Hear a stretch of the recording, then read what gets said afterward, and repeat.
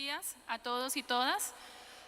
Iniciamos la conferencia magistral con el doctor José Vicente Tavares, sociólogo y profesor titulado del programa de doctorado en Sociología y Políticas Públicas del Instituto de Filosofía y Ciencias Humanas de la Universidad Federal do Rio Grande de Brasil. Maestro de la Universidad de Sao Paulo, doctor del Estado de la Universidad de París, postdoctorado en la Universidad de Cambridge. Actualmente, el doctor Tavares es director del Instituto Latinoamericano de Estudios Avanzados de la Universidad, en la cual es profesor, investigador del Consejo Nacional de Desarrollo Científico y Tecnológico, presidente del Comité de Investigación de la ISA, coordinador de los grupos de paradojas de seguridad ciudadana de acceso y coordinador del Grupo de Trabajo de Violencia, Corrupción, Crimen, Organización y Seguridad de ALAS, expresidente ALAS de la Sociedad Brasileña de Sociología, exmiembro del Comité Directivo de la ISA y exmiembro del Comité de Claxo del 2006 al 2011. A continuación, queda con ustedes el doctor Tavares y la conferencia magistral Violencia, Seguridad y Paz.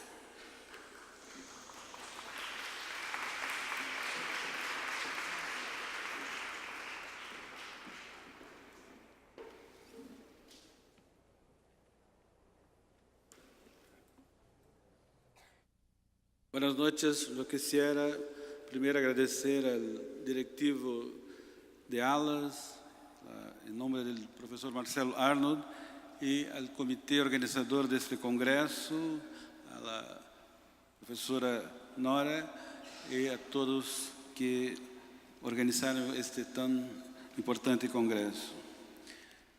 La idea acá es discutir los dos conceptos que han sido forjados por la sociología latinoamericana y brasileña, o sea, violencia, seguridad y paz.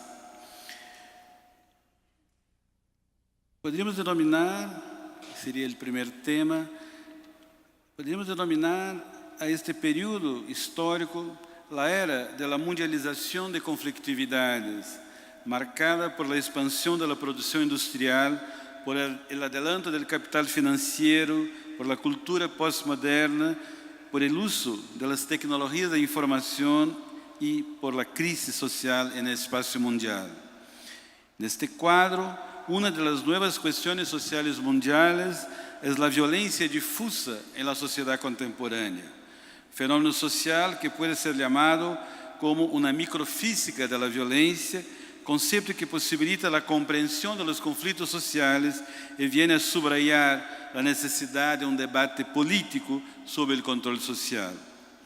Los fenómenos y los enigmas de la violencia han adquirido otros contornos y otras dimensiones espaciotemporales, mientras que el concepto de campo de control social permite analizar la genealogía de sus elementos discursivos y no discursivos. Nos enfrentamos a la crisis de la modernidad tardía, en que los conceptos de delitos sufren grandes metamorfoses.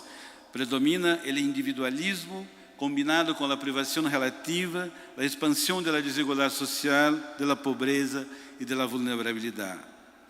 Tal proceso de disolución de las estructuras de bienestar social ha resultado en una crisis de los controles sociales, tanto formales como informales, reemplazados en el ámbito de la socialización por los medios de comunicación.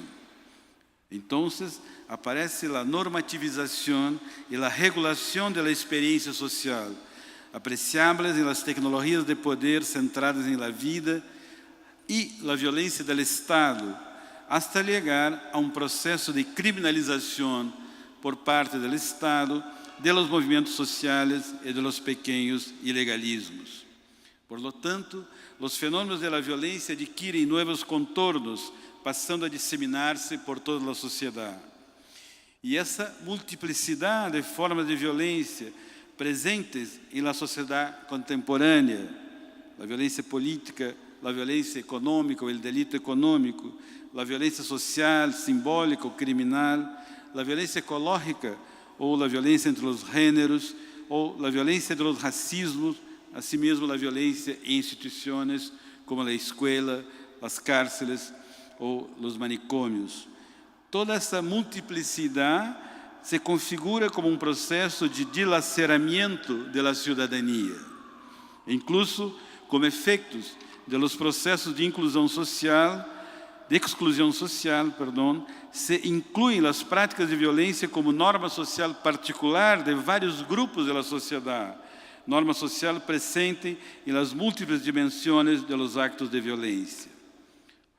Por lo tanto, a relação entre a consciência coletiva da segurança e da insegurança seja fundada em bases reais por el crescimento da violência e da criminalidade violenta, seja originada em bases imaginárias por um inconsciente coletivo marcado por la incertidumbre e por la insegurança. Assim, se configura as várias modalidades de violência como uma das novas questões sociais mundiais. Na América Latina, vários estudos, desde há 20 anos, e hoje se plasma em nosso continente Caribe uma enorme quantidade de estudos que configuram mesmo uma nova orientação teórico-metodológica em los estudos de violência e de conflitividade. Por lo tanto, estes vários estudos na América Latina evidenciaram a relação entre o processo de mundialização e a produção de novas formas de violência, expressas por el crime organizado, a violência doméstica ou nas práticas dos grupos de jovens. Configura-se assim um processo de seletividade das vítimas da violência. No caso dos homicídios, são homens, jovens e de minorias étnicas, principalmente negros e mestiços. No caso da violência sexual, são as mulheres e as adolescentes. No caso da violência doméstica, os niños e os ancianos. Sobretudo, no caso da violência política, as vítimas suelen ser os líderes comunitários, campesinos, trabalhadores rurais, dirigentes de lutas sociais e de sindicatos, assim como agentes da pastoral da terra em distintos países. E neste contexto histórico, ocorrem várias transformações do crime, as quais podem ser assim resumidas. A definição do que é um crime agora se vuelve problemática. Os agressores são múltiplos, assim como a possibilidade de não ser vítima aparece quase como normal ou cotidiana. As causas do crime são múltiplas. Además, o crime está no contínuo da normalidade social, pois é constitutivo da sociedade. E o espaço del acto tanto é público como privado, ocorrendo em espaços sociais em disputa. Además, como ocorre no caso de los homicídios, a relação entre os agressores e as vítimas é complexa, porque podem ser tanto os agressores desconhecidos como íntimos, outsiders como del próprio grupo. Em vários países, incluso em Brasil, se está analisando hoje em dia as motivações para o acto homicida. Parece que uma parte, quizás um terço, sejam derivadas de atividades ilícitas, de tráfico de drogas ou de bens ou trata de pessoas. Uma outra parte, quizás um terço, 25%, poderia ser derivada de los crimes de paixão ou da violência de gênero. Mas distintos estudos a lo largo do continente han mostrado que, em verdade, quase a metade, 40%, das causas imediatas desses homicídios são derivados de relações interpersonais. Verdade que há algo comum a todos esses actos, que é a disponibilidade de armas. E verdade também que este enunciado demonstra que há uma cultura da violência em las sociedades, em muitas sociedades latino-americanas hoje em dia. Vivemos, entretanto, uma paradoxa. Mesmo os governos democráticos, orientados por políticas de inclusão social, no llegan a comprender y tampoco a deslindar los orígenes sociales de las violencias y crímenes. En otras palabras, las dificultades políticas surgidas en los procesos de transición democrática en América Latina en los últimos 20 o 30 años no permitieron superar la expansión de los fenómenos de violencia. Incluso el contrario. Hay como una paradoja de un efecto tijera, que cuanto más se disminuía la desigualdad social o aumentaban las oportunidades de vida de los niños, se disminuía la mortalidad de las mujeres, etc., también aumentó en varios países, Brasil, México, Colombia, Venezuela, la violencia homicida. O sea, entre los esfuerzos de reconstrucción institucional después de las dictaduras militares en América Latina, esfuerzos que estavam visando a plenitude do Estado de Direito, entretanto, não foram colocadas várias dimensões do controle social. Pouco se discutiu como cambiar os modos de funcionamento das polícias ou a situação infame das prisões. A crise do processo de justiça criminal está expressada por la impunidade de muitos delitos, principalmente de los denominados crímenes de cuello blanco ou aqueles praticados por membros das polícias. E aqui há que subrayar o recente e muito importante livro do professor Juan Pegoraro de Buenos Aires, que exatamente acentua o quanto o delito econômico é constitutivo da sociedade e da ordem social capitalista. O resultado final é uma perda de legitimidade do sistema judiciário e uma sensação coletiva de insegurança. Esta crise resultou em uma falência da segurança, identificada aqui como uma das tecnologias políticas da razão do Estado para garantizar a ordem social e o direito de propriedade, muito menos que para garantizar a vida. Tal crise se manifesta aún por la seletividade penal que ha aparecido como uma das representações sociais, evocando as categorias originais do saber positivista sobre o crime. E assim se confirma a seletividade. A população carcerária em vários países está composta por homens jovens com pouca escolaridade, sem qualificação profissional e relativamente com maior presença de homens não blancos nos estabelecimentos carcerários.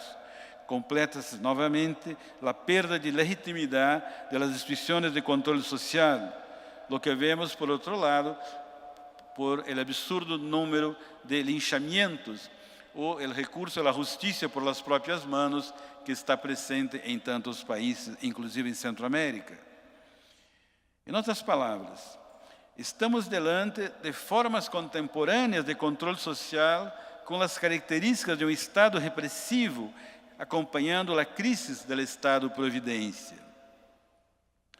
E tivemos, nos anos 90 e nos anos 2000, dois grandes modelos que poderiam nos señalar uma novidade institucional no campo de controle social. Assim, foi importado por setores políticos conservadores em Latinoamérica o programa de zero tolerância da Polícia de New York, mas solamente em seu aspecto de reforço da polícia extensiva, mas desprezando nesta importação toda a rede de serviços de associações que em aquela cidade fazem parte do programa, que se pode resumir um programa chamado Midnight Basketball. Assim como não se incorporou em Latinoamérica o enfrentamento à corrupção, que foi a marca deste programa nos anos 90 em Nova York. Este modelo foi implementado com grados distintos de eficácia e eficiência em cidades tão díspares como Buenos Aires, Fortaleza em Brasil, Caracas e México, Distrito Federal. Em los anos 2000, há outro exemplo que é a cidade, principalmente de Bogotá, em Colômbia, onde houve todo um esforço de gerência institucional por observatórios de convivência e segurança cidadana que permitiram não somente um refinamento da análise de los distintos modelos territoriais da violência e da criminalidade, como foram acompanhados por esforços de renovação urbana ou de intervenção de los serviços estatais em alguns territórios da cidade de Bogotá, haciendo, lo mismo se passou em Medellín, haciendo uma expressiva ou demonstrando uma expressiva capacidade de redução da violência e dos homicídios e permitindo um novo pacto de convivência. O que é interessante, então, que é a nível mundial, é Latinoamérica que produz o novo modelo que todavia aí está. Mas, lamentavelmente, estes modelos são muito minoritários no continente. Em los últimos anos, passa a haver uma opção por el crescimento de las funções de controle social repressivo, da polícia, incluso com o apelo sistemático ao uso da violência ilegal e legítima por parte de agentes de los estados. Ou seja, as características de um estado de controle social penal são múltiplas e uno pode verificar isto com distintos grados em nos vários países. Por uma parte, estado de controle social penal significa a produção social do sentimento de insegurança. Por outra, se intensifica o encarcelamento de las poblações pobres, de homens jovens excluídos e de minorias étnicas, e se consolida a indústria carcerária pública e privada. Assim é que a questão da violência está em núcleo do modo por el qual o Estado é pensado por la concepção soberana do poder. O Estado e a violência estão no centro do poder, e essa entidade na qual se fija a centralidade da dominação.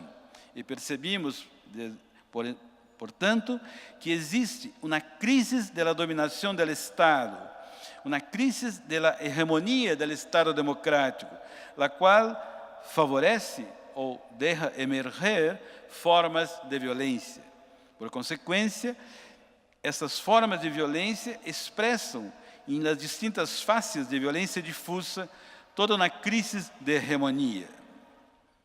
Mas uno percebe que nesta violência difusa não há somente uma violência criminal, mas há efeitos de que poderíamos chamar uma cultura ou um imaginário da violência. Como le demonstra a violência contra as mulheres, é todo um imaginário machista, falocrático, da dominação masculina, que vai afetar e mesmo a racionalizar esta opção por la muerte. Em suma, diante dos fenômenos históricos da sociedade contemporânea, as modalidades da violência difusa revelam a própria dificuldade de instaurar-se plenamente a democracia social, mantendo-se um clima de pânico moral. Em outras palavras, a violência difusa e o passagem para uma criminalidade violenta, e quizás os exemplos de Brasil e de México ou de Venezuela são os mais expressivos hoje em dia. Em Brasil, há como 156 assassinatos por dia, há como 156 assassinatos por dia, há como 106 violências sexuais ou violações por dia.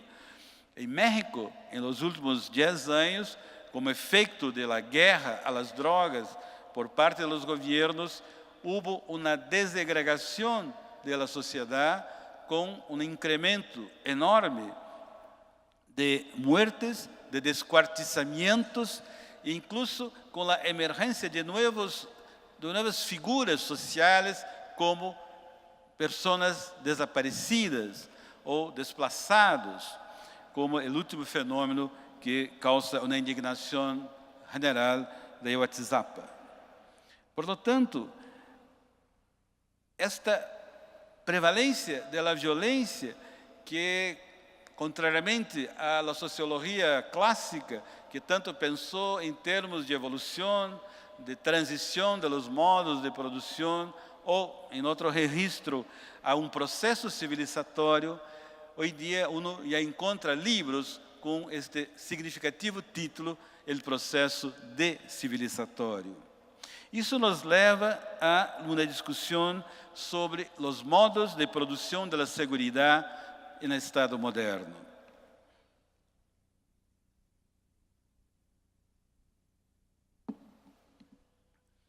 Na formação do Estado moderno, o conceito de segurança ha sido concebido como segurança jurídica, equivalente à segurança do Estado e das classes dominantes. Además, a esta segurança jurídica se agregaram a segurança militar, a guerra entre as nações, mesmo com a paz de Westfália, no final do século XVII, sempre foi constitutiva do Estado-nação. E o terceiro modo foi a segurança policial. Todos han leído Foucault e outros que falavam das polícias, ou da biopolítica emergente a partir de fines do século XVIII. Assim, tivemos três modos de segurança constitutivos da razão do Estado e na construção do Estado moderno. Sin embargo, me parece que se poderia adicionar outros modos de segurança, alguns incluso com forte predominância ou inventividade política em América Latina. Se poderia dizer que se estabeleceu desde a América Latina quarto modo de segurança, a segurança nacional. Durante as ditaduras militares em distintos países, com a militarização do aparato policial e a definição de uma estratégia guerreira de combate aos inimigos internos, sejam os opositores políticos, sejam os grupos delinquenciais. Entretanto, mesmo com a transição democrática e logo depois do final dos regimes ditatoriais e militares latino-americanos, se plasmou outro modo de segurança, o que podemos chamar a segurança pública.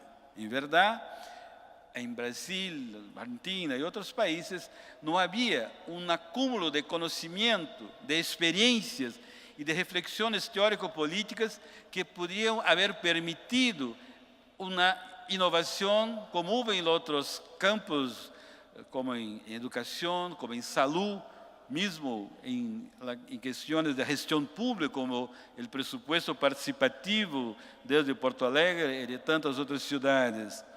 Em verdade, no período da transição democrática, a segurança pública demonstrou uma situação muito singular. Ou seja, nessa situação, generalmente, os governos não mostraram interesse em intervenir em nossos assuntos, deixando em manos da polícia as formas de atuação. Ou seja, as forças policiais, e este termo cabe para este modo de produção de segurança que chamamos segurança pública, as forças policiais, a fim de manter a separação entre, comillas, homens de bem e, comillas, homens malos, poderiam governar autonomamente suas organizações, elaborar suas próprias doutrinas, administrar sua formação, e estabelecer seus padrões para o trabalho de polícia. E aí estava incluído o uso da violência legal e legítima, atributo concedido por la formação do Estado moderno.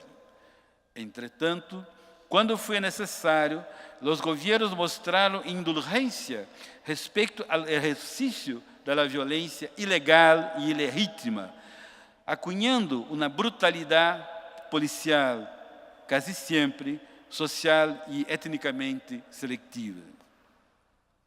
No contexto internacional, com a consolidação dos direitos sociais em los llamados anos dourados do século XX, desde os períodos de pós-guerra até o final dos anos de 1970, as reivindicações por os direitos civis e políticos han sido reconhecidas.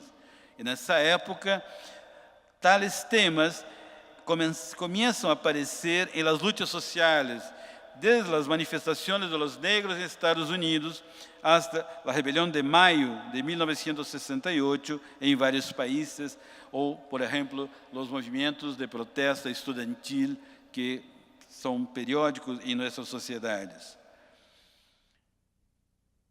O problema é que esta efervescência política e teórica acerca do que significa controle social, de algum modo, não passou para a América Latina e naquele período, quizás até hoje em dia. Houve como uma cristalização deste conceito de segurança pública, que está na legislação, que está nos planos de governo, que está em las palavras de políticos de tantas diferentes orientações. Ou seja, de algum modo, a América Latina se distanciou daqueles tempos de insurgência. Aqueles tempos, em final dos anos 70, 80, onde a las quejas por la discricionalidade da violência policial se agregou a indignação ante as práticas de corrupção, configurando, nos anos 80, uma crise da polícia nos Estados Unidos e em alguns países europeus. Por lo tanto, a reação dos Estados Unidos e em alguns países europeus foi elaborar distintos planos de polícia comunitária, ou em França, polícia de proximité, polícia de proximidade, incluso com alguma reforma gerencial em las organizações. Entretanto, em los países de Latinoamérica, houve processo onde se produziram, nesse período de democratização, a partir da década de 1980, se ha aumentado clamor de verdade acerca das práticas de tortura, de humilhações, de desaparições de pessoas ou de corpos contra os presos políticos. Ou seja, em las várias ditaduras militares no continente do Caribe, desde a Argentina, Uruguai, Brasil e Chile, passando por muitas outras violações dos direitos humanos, se criou clamor em la sociedade em contra a violência do Estado. Então, se organizaram lutas sociais contra as violências, cujos efeitos, em grande medida, foram as comissões de memória e verdade em distintos países. Sin embargo,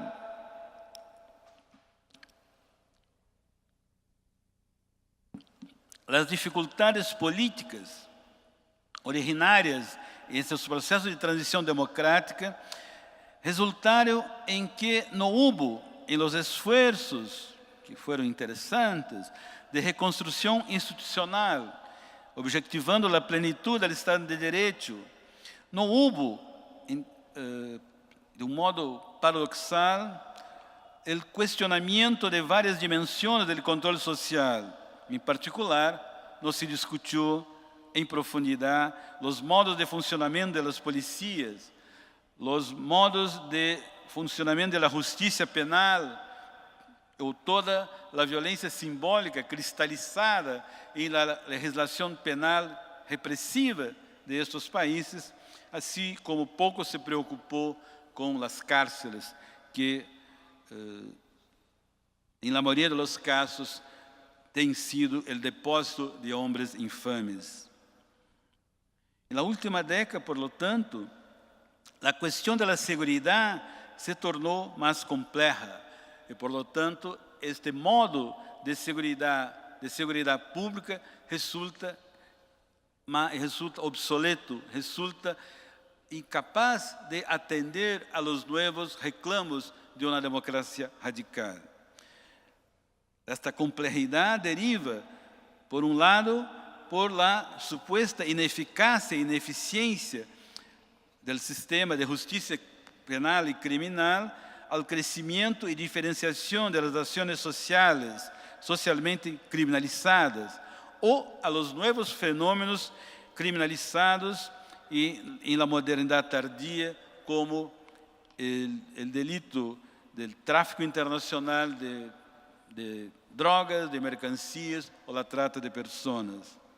Más aún, la experiencia en los espacios sociales post-socialistas, desde el final de la Unión Soviética y la queda del muro de Berlín, demostraron que los procesos políticos de quiebra del Estado y de imposición de políticas públicas neoliberales tuvieron como efecto una situación complicada en los cuerpos policiales, con la emergencia de una profunda crisis de eficacia, de honorabilidad y de respeto a los derechos humanos. O sea, en el inicio del siglo XXI se percibe una crisis. Esta crisis representa también la imposibilidad del oficio de policía, reducido a su dimensión de control social represivo por el apelo sistemático al uso de la violencia ilegal y ilegítima, pero también por una violencia vivida por los policías en su trabajo cotidiano, expreso en la noción de riesgo de vida. Lo más impresionante es que las policías que practican violencias se sienten con asegurada impunidad. Entretanto, desde esta época, hemos presenciado profundas transformaciones en las sociedades contemporáneas, configuradas por nuevas formas de agentes sociales y por diferenciadas representaciones sociales.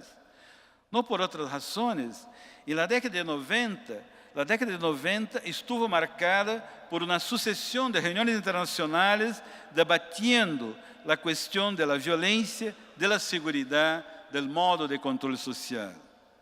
Un concepto tan antiguo en la sociología, pero tan menosprezado por la gran mayoría de los sociólogos y sociólogas. Asistimos desde la Conferencia Mundial sobre Derechos Humanos, celebrada en Viena en 1993, o la Conferencia sobre los Derechos de las Mujeres en Beijing en 1995, se puede encontrar casi más de 90 reuniones mundiales en las cuales se debatió la crisis de la policía, la crisis del control social. Inclusive, con algunos amigos acá presentes, tuvimos la ocasión de organizar debates sobre este tema en distintas ocasiones en el Foro Social Mundial en la ciudad de Porto Alegre, donde vivo. En esta misma época, las Naciones Unidas presentaron el concepto de seguridad humana, desde el año de 1994, para subrayar el acceso necesario a los derechos humanos. Su documento foi claro acerca deste sexto modo de seguridad, la seguridad humana. Cito, dicen las Naciones Unidas, garantizar la libertad, la seguridad humana significa proteger las libertades vitales. Deben buscarse medios de protección de las personas ante la exposición o amenazas o situaciones críticas, desarrollar sus fortalezas y realizar sus aspiraciones. También significa crear sistemas que provean los pilares de la supervivencia, dignidad y sustento. La seguridad humana conecta diferentes tipos de libertades.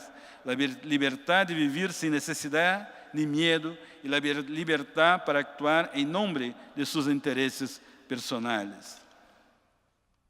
Para garantizar la seguridad humana, fueron enunciadas una serie de propuestas de parte de las Naciones Unidas para sus Estados miembros. proteção das pessoas em situações de conflito violento, proteção e empoderamento das pessoas em movimento, proteção e empoderamento das pessoas em situações pós-conflito, ou, por exemplo, pós-acordos de paz, no caso de Centroamérica, onde houve uma expressiva contribuição dos países escandinavos para reformar os aparatos jurídicos e policíacos. Continua a ONU, garantizar a segurança humana, ou seja, o poder de elegir entre oportunidades e garantizar estándares de vida sustentáveis. E, finalmente, garantizar conhecimentos, capacidades e valores como elementos de segurança humana.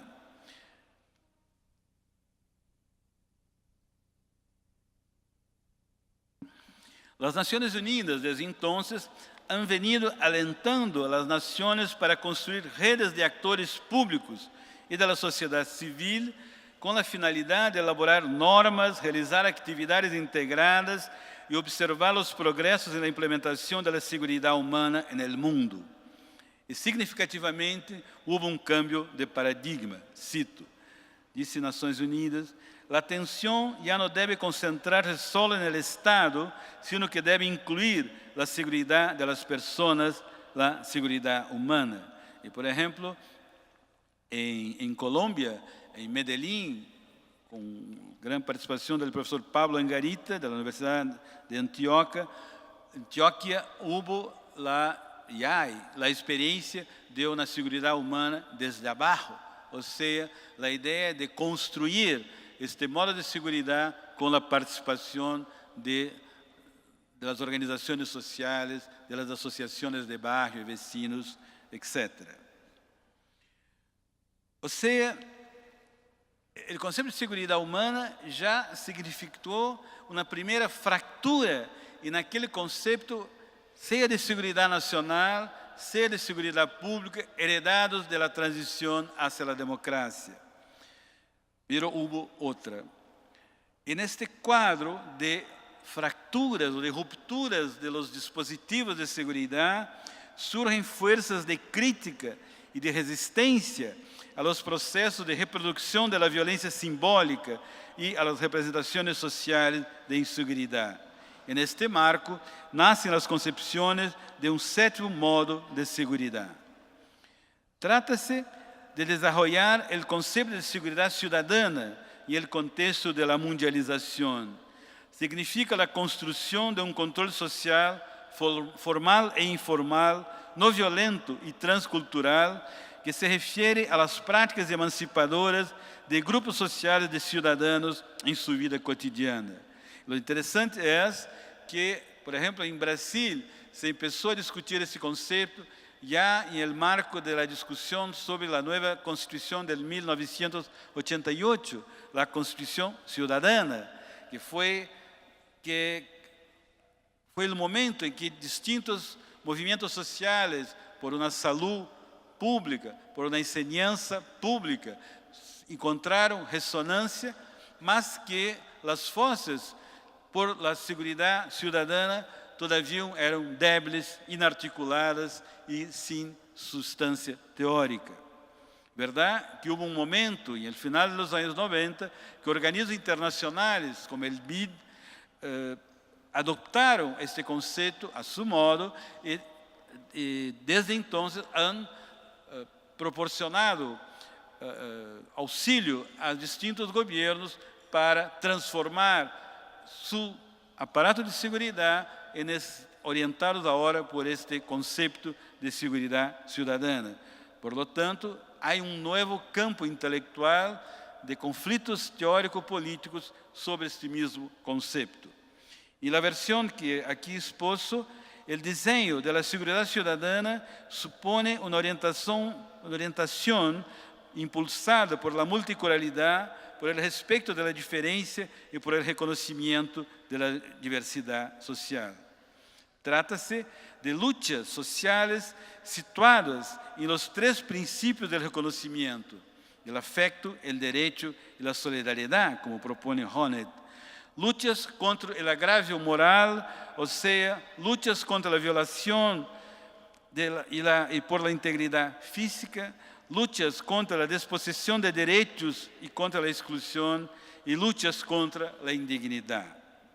Paralelamente, se transformaron las tecnologías de aplicación de la ley, ya que se propone ahora, con distintos grados de efectividad, que, por ejemplo, los procesos penales se orienten por la garantía de la dignidad humana, incluyendo el énfasis en la mediación de conflictos, que sea implementada una investigación científica, que se asuma el amplio acceso a la justicia, que los procedimientos judiciales no tengan la demora que hoy día tiene. Un proceso por homicidio en Brasil puede llegar hasta 8 o 9 años. La capacidad en Brasil de resolución de delitos puede llegar, de delitos graves como el asesinato, puede llegar a 13% de los casos registrados. Entonces, se empleó la idea de discutir las penalidades alternativas, de traer los enseñamientos de la justicia restaurativa, de proceder a una humanización de las cárceles, cuyo objetivo debería volver a ser la resocialización de los detenidos y no esta escuela de violencia o este hogar de organización de las asociaciones criminales. En ese sentido, la actitud de los agentes del Estado en un proceso de seguridad ciudadana debería ser guiada por la acción comunicativa y por el reconocimiento de los derechos y de la dignidad de todos los ciudadanos y ciudadanas. De veras, la construcción de una seguridad ciudadana está ocurriendo en varios países del mundo. Vemos experiencias inovadoras, díspares y dispersas, tanto en las instituciones de socialización y control social informal, desde la escuela, la familia, las asociaciones locales y algunos medios de comunicación, como en las organizaciones del control social formal. Cambios en la policía, orientaciones a una policía comunitaria, cambios en la educación de las policías, en las instituciones carcelarias y en los modos de procedimiento del sistema judicial, que deberían entonces ser orientados por todos los valores de la dignidad humana emancipadora.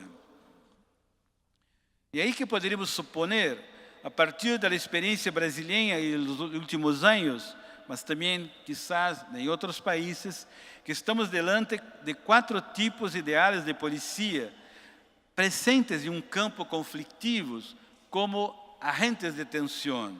O tipo ideal autoritário, que todavia permanece, o tipo ideal profissional, o tipo ideal de polícia comunitária ou polícia interativa e o tipo ideal de polícia cidadana.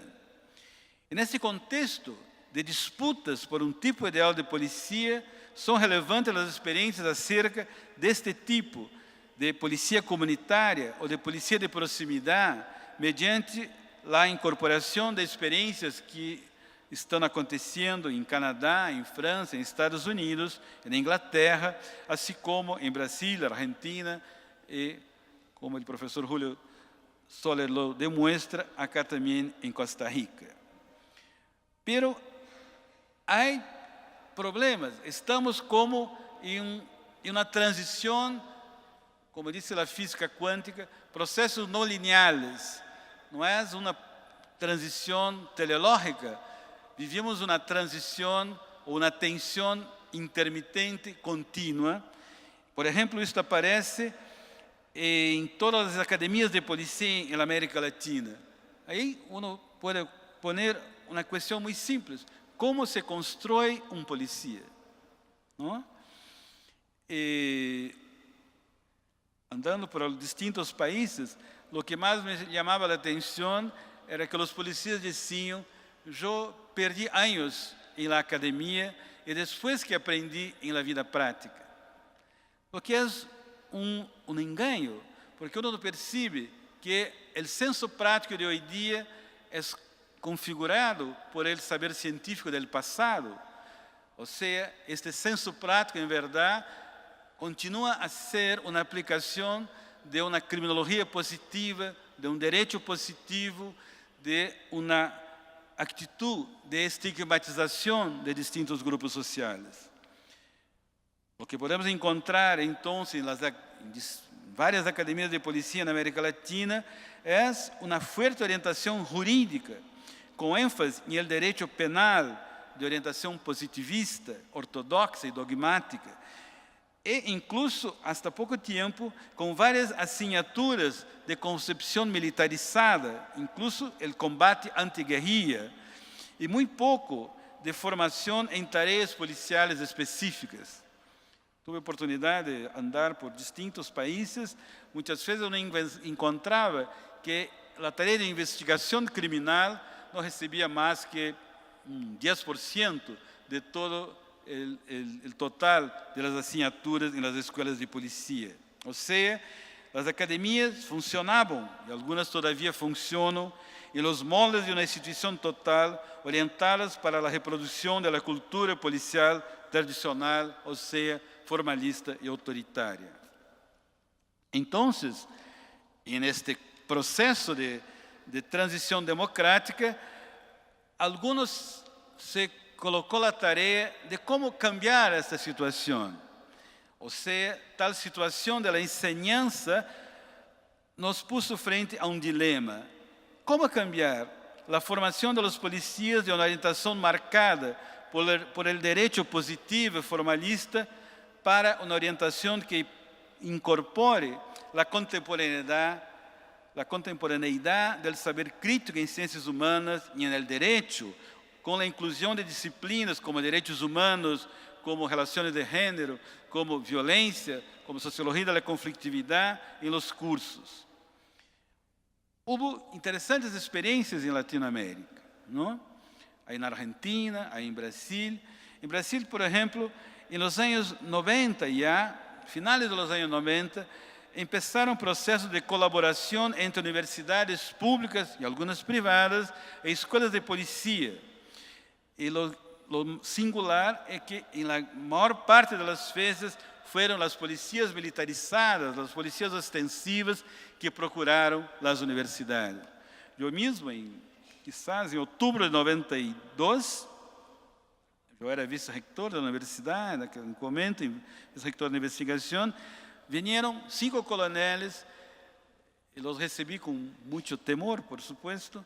Eu pensava que seria meu último dia de trabalho, e ao cabo de 5 horas de discussão, um deles formulou a seguinte frase: professor, nós somos de uma geração em la qual a ditadura militar militarizou o trabalho de polícia.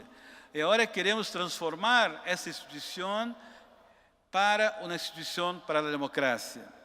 Evidentemente que eu e tantos não sabíamos nada sobre o tema. A única resposta que pude dar foi: bueno, vamos fazer um seminário. E assim hicimos, e há 20 anos lo hacemos. Lo interessante é que este cenário aconteceu em mais de 20 estados em Brasil. E, por supuesto, isso aconteceu também em Argentina, aconteceu em Venezuela, aconteceu em alguns casos em las polícias comunitárias de México, ou quizás acá em Costa Rica e, por certo, em Nicarágua. Outra experiência importante em Brasil, que me parece singular em el mundo, é que em los anos 70, por lo tanto, começou esses processos de colaboração entre universidades públicas e polícias. Esta interação, na grande maioria dos casos, ha sido franca, profícua, mesmo que houve grandes dificuldades. Outro dia, hicimos a professora Rochelle e outros, e nós estávamos com polícias militares organizando um seminário, e alguém, não me acuerdo quem, se acordou das fotos da Revolução claveles, ¿no? Los cravos, en Portugal en 1975, donde la población ponía en los fusiles de los militares claveles o rosas o flores. Hicimos este afiche que foi jogado à basura por uma senhora da polícia de alto grado. Ou seja, as dificuldades todavia são muito grandes. Entretanto, houve movimentos, quizás díspares, quizás moleculares, de transformação das escolas de polícia a partir dessa interação com universidades. Transformação de currículos, transformação de contenidos, incluso transformação de lo que significa mesmo o modo de segurança ou o trabalho de polícia. E aí uma experiência singular é que desde 2004, desde o primeiro governo Lula, se configurou e se estende por el território brasileiro la RENAESP, la Rede de Cursos de Especialização em Seguridade Pública, por convênios entre o Ministério da Justiça e as universidades em cada estado. Ou seja, docentes universitários chamaram, e com total autonomia das universidades, com financiamento do Ministério da Justiça, organizamos 60 cursos em universidades em todos os estados e já houve como 8.000 diplomados. E neste momento estamos a criar uma Escola Nacional de Altos Estudos em Seguridade Pública para tentar transformar a concepção do modo de segurança que tem vigência atualmente. Sin embargo, há que ser um pouco realista, não? Sin embargo, a situação atual deriva de que os governos de orientação progressista em Latinoamérica, marcados por políticas de inclusão social, não chegaram a superar o modo de segurança pública. Permanece a tensão entre o estado de controle social penal e os modos de segurança humana e de segurança cidadana. Há campo de conflitos no interior do Estado e, por supuesto, no interior da sociedade, porque assim, também na sociedade, há uma consciência coletiva punitiva, repressiva, muitas vezes orientada por o conceito de vingança, por tomar a justiça em las próprias manos, e esta consciência punitiva está em tensão com uma consciência emancipadora. Entretanto, na conjuntura atual, se aparecem sinais do final deste ciclo de governo de orientação progressista a curto e mediano prazo, quais seriam as consequências para o modo de segurança? Em outras palavras, se avicinda outro período, quizás poderíamos denominá-lo provisoriamente ou preliminarmente, período de neodependentismo conservador e neoliberal, quais seriam os efeitos deste novo período para o controle social? Em suma, o siglo XXI é caracterizado por uma série de elementos sociais e políticos que fazem mais compleja a construção de uma segurança cidadana.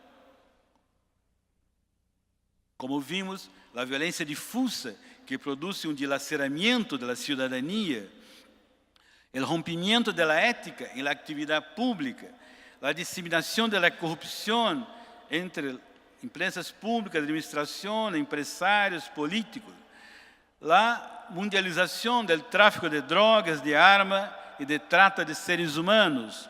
Em suma, como salienta o professor Juan Pegoraro, o capitalismo delictivo e o poder criminal. Assim é que, para visualizar uma noção alternativa de segurança cidadana no contexto do século XXI, necessitamos partir das lutas sociais que definem hoje como objeto de discussão uma nova noção de segurança. Também se deve anunciar a emergência de ações coletivas e de trabalhos institucionais como expressões de movimento contra a violência. como se decía en el Fórum Social Mundial, si otro mundo es posible, quizás un otro modo de seguridad sea necesario. Estamos en un proceso político en el cual se incluye el derecho colectivo de la seguridad de los ciudadanos y ciudadanas. La superación de la violencia supone una ampliación radical de la democracia y el desarrollo de una cultura de la no violencia, de una cultura construida de la paz. Reconociendo, asimismo, que las luchas sociales pueden renovar el reconocimiento de las diferencias, pueden alargar las posibilidades, como dice don Pablo Casanova, de una democracia ampliada, puede asegurar el horizonte de las posibilidades de un buen vivir en seguridad. Se reafirma entonces la posibilidad o la necesidad de un devenir emancipatorio para los pueblos de América Latina y del Caribe. Quizás para esto serviría nuestra labor, quizás así se reforzaría nuestra esperanza. Gracias.